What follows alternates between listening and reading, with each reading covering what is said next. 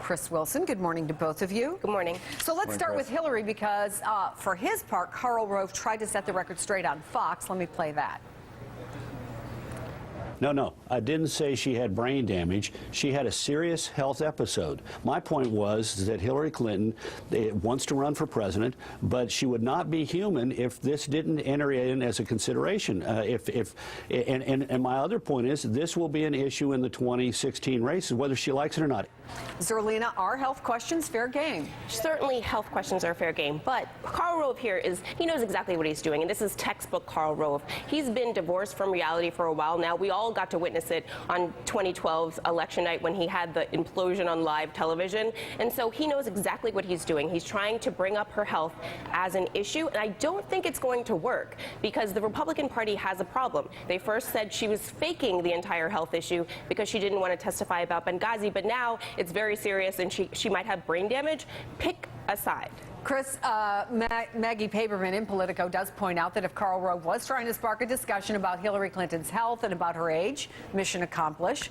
What's your old boss up to? Well, Hillary's been the presumptive nominee now for some time. She's over 65% in most polls. No one else even cracks 10%.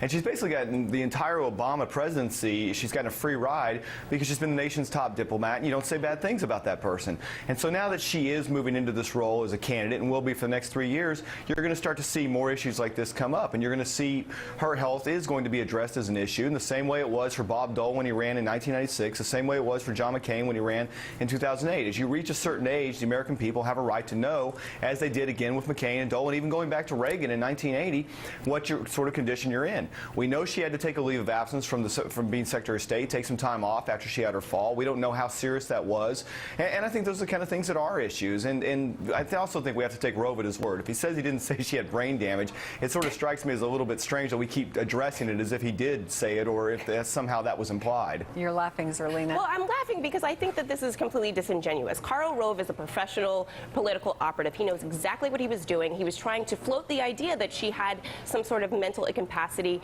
He said that she was in the hospital for 30 days when the reality is she was in the hospital for only 3 days. He's floating the idea in a way in which he can still have plausible deniability and say that I didn't say that. Let's talk about we Jeb all know Bush what he said there. Because Chris Christie says it would be hard to run against him. He likes him. You want to run against somebody that you don't like. Do you think Jeb Bush has the fire in his belly at this point? And would he be the most formidable opponent against Hillary Clinton? I think that he might be a formidable opponent, but again, we're stacking him up against Rand Paul, Marco Rubio, and any of these other far-right Republicans who would like to run for the nomination.